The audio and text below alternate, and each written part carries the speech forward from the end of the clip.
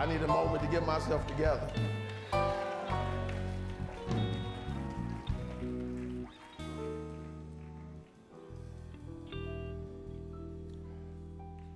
Temple Ensemble. Mrs. Sandra Bowen. Temple musicians. Under the direction of Monte Filon. You know, you all just ruined my opening again. Because I had it all mapped up. I'm gonna get up and I'm gonna get right to it. But I just have to take a moment just to say how grateful I am to be in this place.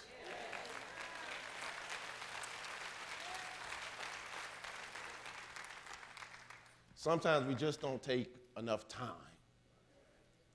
just to say thank you.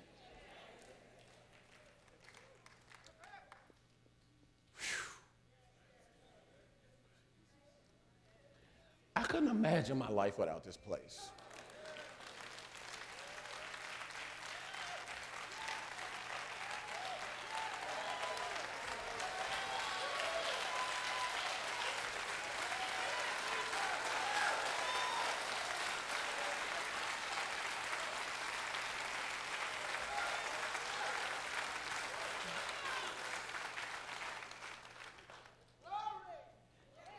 I'm so glad I'm able to raise my child in a place like this.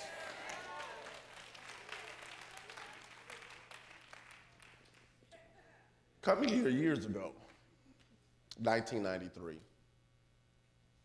20 years old, trying to find my way, not really knowing what I wanted to do with my life. This place gave me purpose, mission. See, and I'm full right now.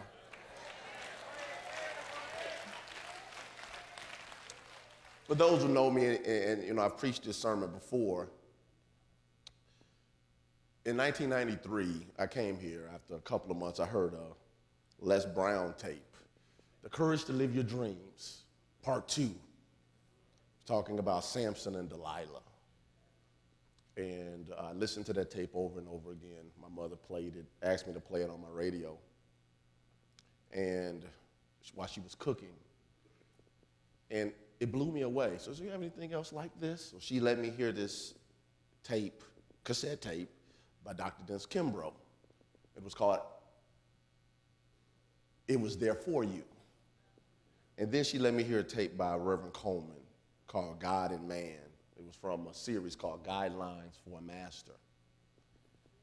And I just listened to that tape of Reverend Coleman. Every day. I never came to church, didn't talk about it, I just listened to it because I needed to understand it. So I decided to come to CUT on January 3rd, 1993. I don't forget that. Some things you don't forget. That's like an anniversary for me. And before that month was over, I found myself at 20 years old in the hospital with a dormant asthma that almost killed me. I'm not exaggerating when I say that. Anybody that knows me knows that that's factually true. I couldn't blow the test, they test your lung capacity. They have something that you blow, and I couldn't blow it out a quarter inch.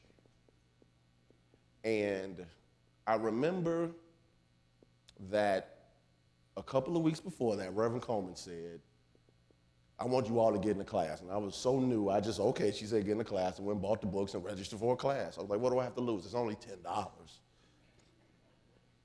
And when I went to the hospital that night, when my mother drove me, I remember grabbing those two books. It was New Thought Christian and A New Way of Thinking by Charles Roth, New Thought Christian by William Warch. And my mother was pacing in the hospital. And I'm telling this because this is where my soul is. It's saying, share it. My mother was pacing in the hospital room like a mother would do looking at a 20-year-old who was extremely healthy. I mean, I never had a health issue in my life. with tubes and oxygen and all of this stuff, and they're telling her all of these things. And he almost checked out, and if you didn't get him here when you did, he would have died. And I said to my mother, Mom, according to these books, I don't have to have this if I don't want to. Now, I didn't understand the full ramification of the statement that I was making at the time. I really didn't. So I got out of the hospital in 5 days. They let me out early. Early was 5 days with 2 inhalers and pills that were about really thick. That was the width. The thickness was like that. They said, stay home for 2 weeks. The 2 weeks ended up being right when I had the opportunity to show up at the Reverend Wilmetta Harrell's Basic Truth Principles 1 class. I showed up that day. I went in to see Edgar Allen in the bookstore, who, by the way, I went to go see the other day, and he told me to tell everybody that he loves you. I posted it on Facebook. Some of you all liked the picture.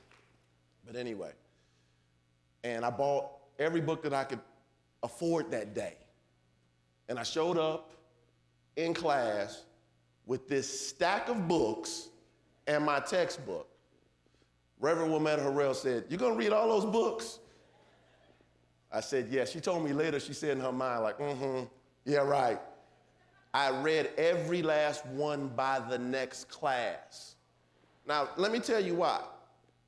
I wasn't trying to get knowledge. I was trying to get healed. See, it's 2 totally different things. Sometimes we read for recreation. Sometimes religion and theology is something that we talk about at the dinner table, and we want to sound smart, and we want to sound like we're philosophers, and we have all these theories about how life can be fixed. No, I was 20 years old, almost died, and I had horse pills that I was taking and 2 inhalers. Now,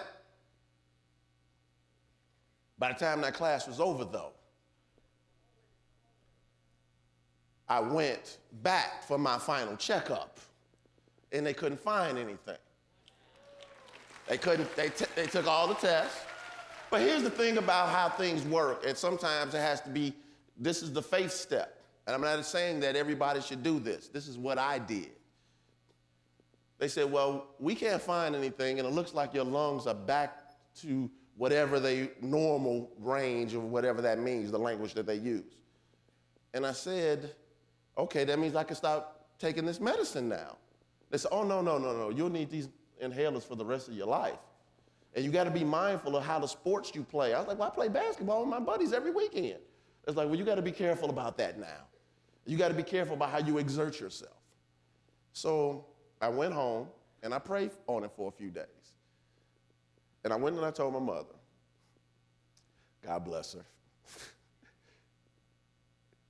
I said, Mom, I'm going to prove this with my life. I'm going to throw this medicine in this garbage. And either I'm going to prove it or I won't be here. Now, I'm not telling you to do that. And as a father now, I might not make the same choice. But then I had to know for myself. So nobody on this planet can tell me that God can't heal. Nobody. Nobody. It's not something that's just on page 63 of Talks on Truth. It's not something that I read about in the Gospel of Mark. I know you can be healed, because if a 20-year-old novice who didn't know anything about theology can work these principles and get a healing, anybody can. But you can't be lazy with it. You have to be willing to stand and put yourself in an environment that allows you to get spiritual mothers and spiritual fathers. You know how many mothers and daddies I have in this space that keep me lifted up, that's always seeing and beholding the best in me and what's possible. I don't have time to be hanging around chumps that Let me not go there. Let me not go there. I want to have no judgments. Let's just say that those who do not behold what's possible for me. I didn't have time to be around people who were talking about their organ recital. My left hand hurt, right foot hurt, hip hurt. No, I needed to be around folks who were speaking about the truth of God in me. Now, transitioning into a new opening, today's lesson is understanding your spiritual wholeness. See, this ministry was founded on the healing of Reverend Coleman.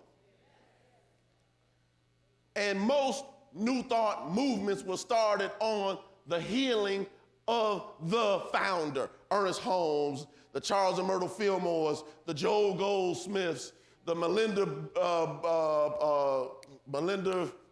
Kramer and Nona Brooks. These are people who started movements, the Mary Baker Eddies with Christian Science, who had illnesses, who didn't have any other place to turn to but God, and got a healing. So, Emmett Fox wrote over 60 years ago, there is no such thing as undemonstrated understanding. See, it's understanding your spiritual wholeness. There is no such thing as undemonstrated understanding. What you don't understand can't be properly demonstrated, taught, or duplicated. See, what you understand, not only can you duplicate for yourself, you can teach somebody else how to do it. But when it's the luck of the draw, in other words, you looked up on it. When I say looked up on it, I mean you tried a whole bunch of things, but you don't comprehend what's going on. No comprehension, no true demonstration. Somebody can remove what's not yours by right of consciousness.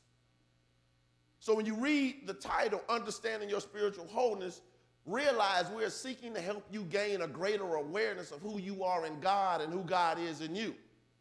See, the word wholeness means containing all components, complete, lacking nothing. So when we say understanding your spiritual wholeness, we're saying that there's an aspect of you that is complete. It has all of its components. It lacks nothing. See, that's one of the first things you have to realize when you start working with spiritual healing. That I'm already complete. Let's read the first bullet point. Wait a minute, let's go ahead and read it. Come on. Humanity's origin is spiritual. Spiritually, we are made in God's image likeness. God in humanity is the I am or Christ idea. Now, because I did see a few hands up here that said they were new, they were guests, we teach that the I am and the Christ idea is not limited to the man historically known as Jesus. Christ is not Jesus' last name. Christ is a Greek word, Christos, which means anointed, from the Hebrew word, which means Messiah. It's not a name, it's a title. We use it as a representative of the representation of the idea of God in humanity. So last week I said, you can be healed because you are a spiritual being. That's the starting point for spiritual healing. Our origin is spiritual, not physical. Your spiritual identity is I am because God is I am. If you are the image and likeness of God and God is I am, then that means you're I am. If God is spirit, that means you are spirit. If God is love, that means you are love. I'm not talking about how you behave. Because we mix those two things up. I'm not talking about how you behave. I'm not even talking about what you know, because again, there's no such thing as undemonstrated understanding. I'm talking about who you are. Are you with me? You are God in expression when you understand what image and likeness means. Paul talked about it like a body, that the hand and the foot and the arm and all of those type of things. See, you're God's hands. You're God's mouthpiece. You're God's feet. All right? If I pray that this monitor gets moved from my left to my right, I'm not thinking this is going to be levitated. I have to what? Pick it up or have somebody pick it up and put it over here. Right. See, we are an individualized expression of life, love, power, wisdom, and substance. All that God is, you are spiritually in potential. Now, just because that is who you are in potential does not mean that you are expressing it. To recognize and express God as life, you must realize that there is only one life, God's life, and that your life is God's life now. I'm giving you the stuff that I work with. See, this is not a sermon where it's like, oh, he just put some good stuff together to give to me. This is what I worked on for me. Are we cool? Are we clear? Okay, this is what I had to understand to get my breakthrough. See, God's life has never been sick. God's life has never been tired. God's life has never been diseased. God's life has never been broken. God's life as you is perfect health, energy, strength, and divine order. This life is your life right now, and as you continue to claim it, more of it expresses in your life. See, this is one of the reasons why I talked about forgiveness last week, because we have a tendency to stand on the hose and expect the water to come out. And that's how we do with things spiritually. We don't want to forgive. We hold on to all type of crazy, erroneous thoughts about ourselves and others, about life in general. That's standing on the hose. Instead of saying, let me get a proper perspective about myself. Now listen to what Louise Hay wrote, talking about understanding who you are. This is beautiful. She wrote this in You Can Heal Your Life. In the infinity of life where I am, all is perfect, whole, and complete. I no longer choose to believe in old limitations and lack. I now choose to begin to see myself as the universe sees me, perfect, whole, and complete. I will always be perfect, whole, and complete. I now choose to live my life from this understanding. I am in the right place at the right time, doing the right thing. All is well in my world. Now, if you start affirming statements like that, the ego, that error, personality, concepts of who you think you are start screaming, you don't know I got these bills and these things and all of whatever. And you have to what? Tell it, sit down, shut up. Now I'm going to bring you to, I don't have a lot of time to teach this now. I used up my opening. And when Jesus had the situation in the desert where he had thousands of people, 5,000 men, plus women and children, they came to him, they were rumbling because they were so hungry. And the disciples were coming into him. What are we going to do, Jesus? We got all these people. We're out here in this desert.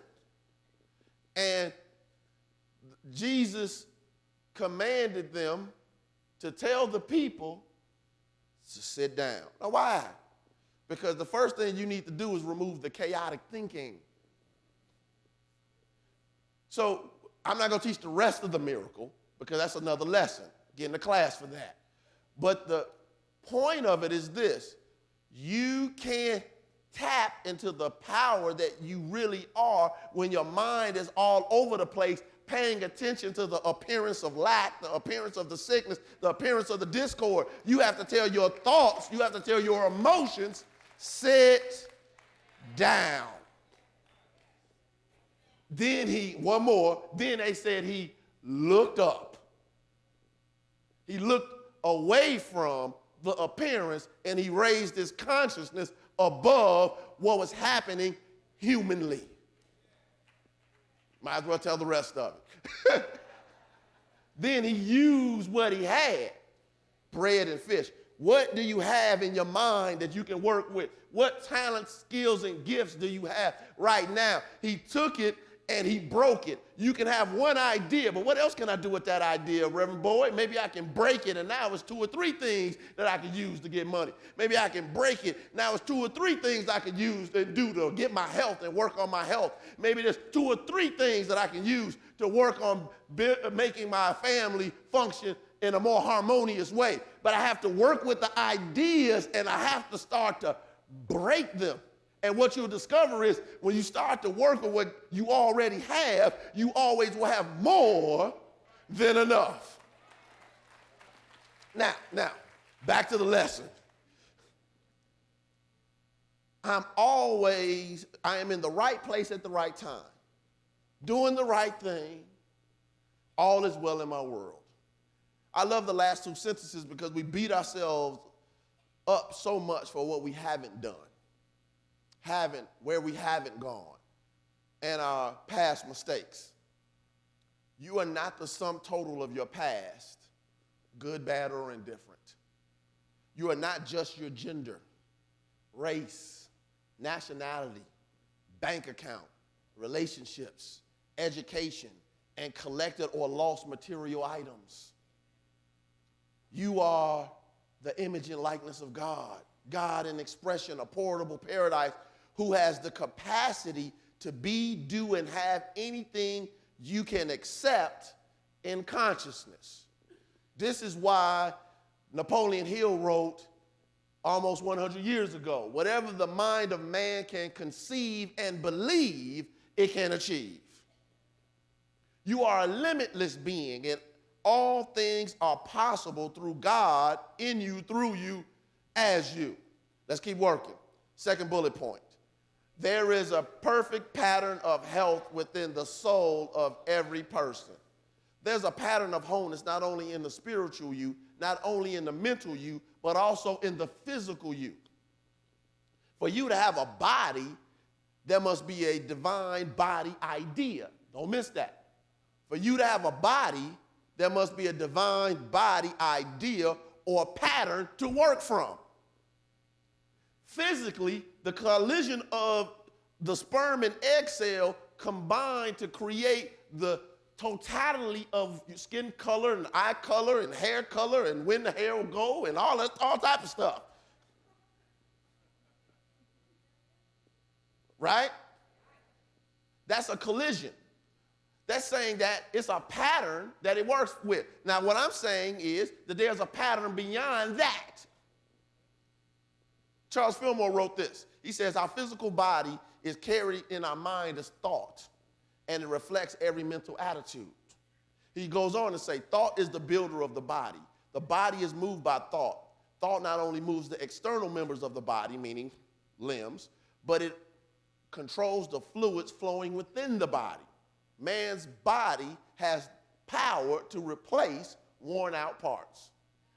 Now, you might say, well, how is that possible? Well, if anybody has ever been healed, I said this last week, through prayer, then it's possible that anybody can. If anybody's ever had a regenerated organ, a remission, as they call it in medical science, then it's possible that anybody can. Fillmore is saying that thought can help us get well or make us sick because the law is impersonal. We have plenty of studies of how unhealthy expressions of anger, fear, jealousy, envy, worry, and anxiety can and do affect the health of our bodies. Your body believes every thought you think, every feeling you have, and every word you say. Even if the thought is subconscious and you are unaware of it, it still has impact. You are a powerhouse, even physically. So in this ministry, we talk a lot about the spiritual you. But let's talk about the physical you for a moment. Is that okay? Dr. Bruce H. Lipton, a renowned professor of cell biology and former professor at the University of Wisconsin School of Medicine. So I'm telling you, this guy is extremely legit. Wrote these words. Evolving New Age science reveals that our power to control our lives originates from our minds and is not programmed in our genes. This is great news. The power to change is within us. However, to activate the amazing power of mind over genes, we must reconsider our fundamental beliefs, our perceptions and misperceptions of life. So he's basically saying if you want to influence the gene to act a different way, you have to shift your mental paradigm. How do you do that? He gives us an example.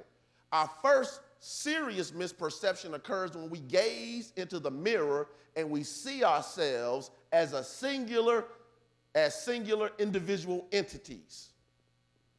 In reality, each of us is a community of 50 trillion cells. While this number, he goes on to say, while this number is easy to say, it is almost unfathomable.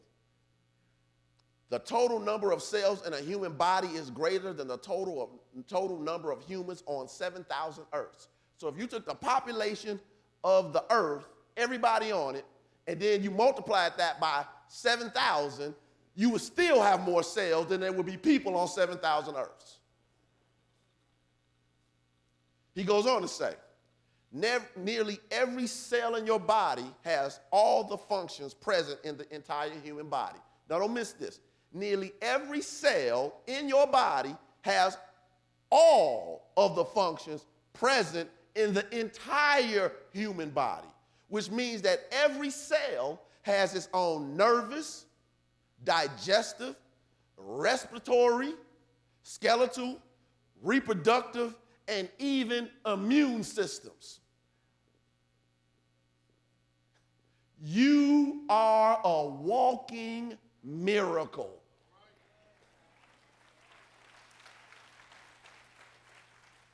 Do you realize everything that had to go right just for you to wake up this morning? 50 trillion cells? You're already winning. If you have a pen, I want you just to write this down because I really want this to impact you. Write down 50, comma, 000, comma, 000, comma, 000, comma, 000. That's 50, 12 zeros, and 4 commas. I really want that to land. Now check this out. The divine pattern of wholeness is in every one of those cells. Except for your brain cells, which you keep, you have a completely new body every few years. So why do we have the same illness from 25 years ago? Because, because it says that the cell can reproduce itself. So if you don't change it, it's only going to reproduce the same sick cells, the same disease cells, the same broken cells, because the consciousness of the user, the master, has not told the servant what to do.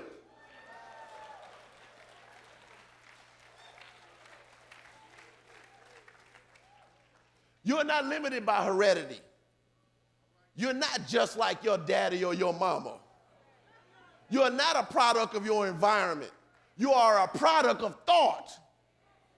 The aforementioned issues can influence your thinking, but once you become conscious, you can properly express your power for health. Let's move on. Number 3, let's read it together. To know God as health, one must take up the study of the healthy mind and make it, and not physical appearance, the basis of every calculation. Ask yourself, and this is what Reverend Ware was talking about earlier, how often do I measure what I think, say, and do against the truth about God and myself? It's a good question. See, if we want health, we must study health. Read books on health. Listen to audio programs on health. That's the study and practice of a healthy mind. James Gaither wrote in the Central Charles Fillmore about early New Thought practitioners and what they did. I really want you to get this. I want you all to get the CD, study, and listen to this. I'm trying to put as much in as I can. He said, the New Thoughters use metaphysical arguments, affirmations, and meditations to promote psychosomatic healing. These metaphysical healers maintain that the body is, in reality, an idea in God mind and in the human mind. They further held that the body is perfect in God mind and only appears to be ill or imperfect in the human or mortal mind. They asserted that if we can align our minds with the divine idea of our body, we will be cured. So if the idea of my body is whole and complete, the more my mind is in alignment with that idea, the more my body expresses its health. Let's read the last point on the bulletin. We got to move. All healing is based on mental cleansing. When the mind is free from error thoughts, harmony in the body ensues. We're basically saying a mind free of the mental debris of fear, frustration, biases, prejudices, and ego domination is free to express health. This is why forgiveness is the first step. You have to create space for your blessings. Holding on to issues keep you emotionally chained to the prison of your hurtful past. But now we must dig even a little bit deeper. Is it okay? All right. We have to deal with our perceptions of life at the core. In the same book, Central Charles Fillmore, James Gaither talks about Phineas P. Quimby, who developed the healing modality that became to be known as New Thought.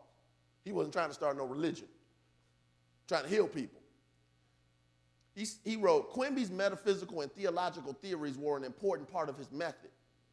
In order to change the patient's belief and produce a cure, he had to change the patient's metaphysical belief from a soul-matter dualism to a spiritual monism. What that means is there's the physical and then the mental or spiritual is separate from the physical. That's what soul-matter dualism means. Spiritual monism means everything is one.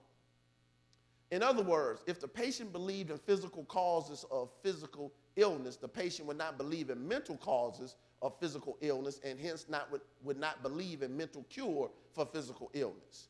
By convincing the patient that all cause is spiritual or mental, Quimby could then proceed to work with the patient's belief and set up an expectation of healing. Now, what does that mean? What he is basically saying is, as long as we think that cause is at the level of the physical, we won't accept a spiritual or mental remedy. That's what it's saying. Once we accept that all causation is mental, then we can accept that a shift in perception, a new paradigm, a renewed mind can and will change our physical environment, including our bodies. Are you with me? See, we have to wake up to who we are spiritually. We must remember that freedom from conditions in life that are not conducive to our highest good is first one in consciousness. We must stand firm on truth, the reality beyond and behind all creation. I got a lot more sermon here, and I'm like, ooh, Lord, I'm running out of time. So let me just say this, a couple of things. I have homework, you know. Remember, the primary cause of suffering is forgetfulness. We've forgotten our spiritual nature. We're walking around in a sort of a spiritual amnesia, unaware of our unlimited potential.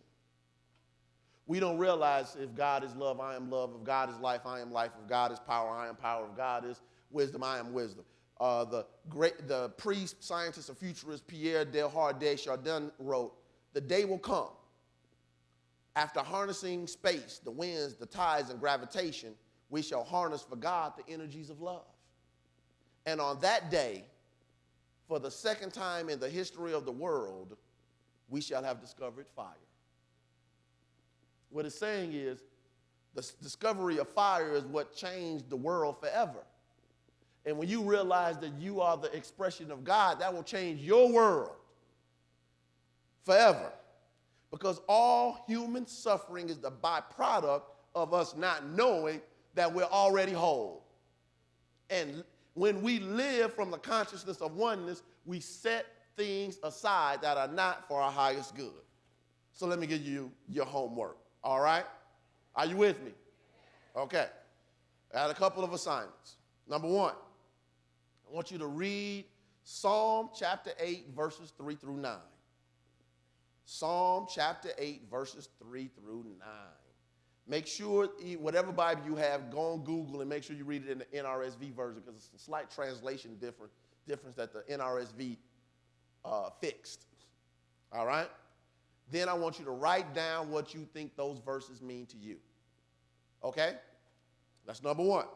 Number two, read the Acts of the Apostles, otherwise known as Acts, chapter 3, verses 1 through 11. Acts chapter 3, verses 1 through 11, with the understanding that metaphysically Peter symbolizes faith and John symbolizes love. They're the two main characters in the story. Then write down what you think this scripture means to you. Number three, I want you to audibly affirm every day, every morning and evening, I behold the Christ in myself. I am whole and complete. Again, I behold the Christ in myself. I am whole and complete for the next 30 days. Many mental scientists talk about it takes 30 days of continuous action to replace an old habit and create a new one. So you do this for 30 days every morning and every evening. Got it? Last homework assignment. I know, 4 this time. Look, I just said earlier, this is not the job for the lazy truth student. You want a breakthrough in your life? Do the work. It works if you work it. That's right. Whoever said that, God be the glory. Number 4, pick one goal you will do to improve your life in the next 7 days. Pick one, and then take action on it. I didn't say complete it. I just said take action on it. It could be I'm going to read a book on my the improvement of my life, financial health, healing of my body, dieting, whatever. Whatever it is, just make sure that within the next 7 days, you start it. You need to know that you can accomplish your goals. And there's power within you to help you through when you start. Remember that the Red Sea didn't part until the Israelites put their feet in the water. I want you to call somebody that you trust and tell them what you're going to do within the next 7 days. And if you don't find anybody, call the prayer ministry. 773-568-1717. In closing, as I wrap up, go ahead and play me out, Monte.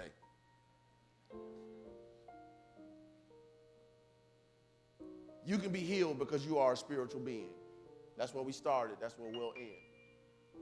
You can be healed because you are a spiritual being. You are in the right place at the right time. Your soul isn't in a place called CUT by accident.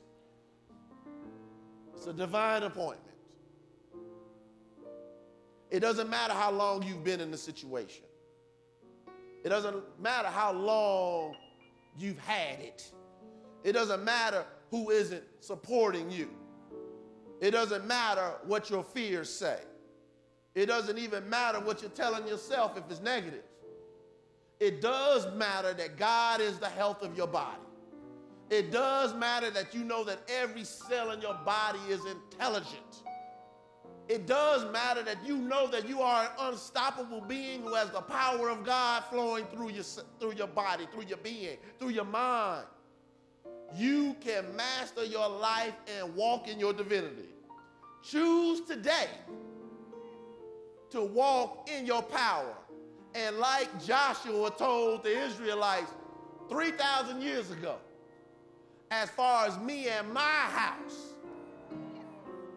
we shall serve the Lord. God bless you.